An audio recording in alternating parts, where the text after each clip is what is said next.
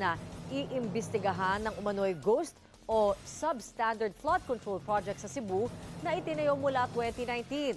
Nagpapatrol, Andrea Taguines. Kulay putik ang bahang bumuhos sa ilang komunidad sa Barangay Guadalupe sa Cebu City sa kasagsagan ng Bagyong Tino noong Martes. Kwento ng residenteng si Carmela, muntik pa silang matrap at malunod sa bilis ng pagragasa ng tubig. At nakalikas lang sila nang masira ang pader ng kanilang kapitbahay. Lapas hanggang ulo. Everyone was panicking. So yung kapatid ko, sabi niya, magpa-rescue na tayo kasi parang natatakot na kasi kami. Kasi may pamangkin din ako eh. Tapos may mga seniors din kami dito. Naniniwala si Carmela at kanyang mga kapitbahay na isa sa mga nagpalala ng pagbaha sa kanilang lugar ang ginagawang upscale mountain subdivision na Monterazas de Cebu. Dati nang ipinatigil ng Cebu City Government ang proyekto matapos tamaan ng mudslide at flash flood ang mga komunidad sa paanan ng bundok noong 2008 at 2011. Pinagmalaki pa noon ng dating artista at engineer na si Slater Young ang pagiging sustainable ng proyekto dahil sa rainwater collection tank at drip irrigation system nito. Aniya, base ang disenyo sa Banawe Rice Terraces. Pero iba ang hinaing ng mga residenteng nakatira sa ilalim ng bundok kung nasaan ang development. Iba yung sustainability by design compared sa sustainability in reality. Ang takot namin every time na uulan is bumalik yung anxiety namin, yung trauma namin noong 2011. What we need right now is yung accountability talaga.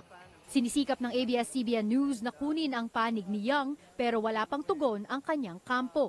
Pero dati nang dinepensahan ni Young ang proyekto at sinabing nakakuha ito ng Environmental Compliance Certificate mula sa Department of Environment and Natural Resources o DENR. Nananatili din umano silang bukas sa opinyon ng mga eksperto at environmental advocates. Sabi ni DENR Undersecretary CP David, nire-review na ng regional office nila sa Cebu ang ECC ng Monterazas, pati na rin ng ibang developments na tinatayo sa mga bundok.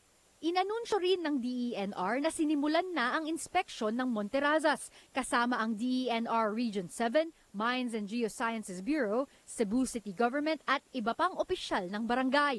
Kabilang sa mga susuriin nila ay ang drainage system at slope protection nito, ang posibleng banta ng landslide at pagbaha at kung nagkaroon ng soil erosion, siltation at harang sa mga daanan ng tubig. Dagdag ng DENR, agad itong aaksyon kung may makikitang paglabag sa ECC at iba pang regulasyon. Tiniyak naman ni Public Works Secretary Vince Dizon na iimbestigahan ng DPWH at Independent Commission for Infrastructure ang mga posibleng ghost at dispalinghadong flood control project sa lalawigan ng Cebu na una nang inireklamo ni Governor Pamela Baricuatro.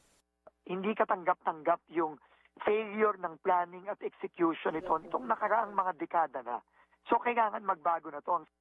Bumuo na rin ang Office of the Ombudsman ng Special Task Force na tututok sa mga flood control projects sa mga lugar na nasa lanta ng Bagyong Tino. Andrea Taguines, ABS-CBN News.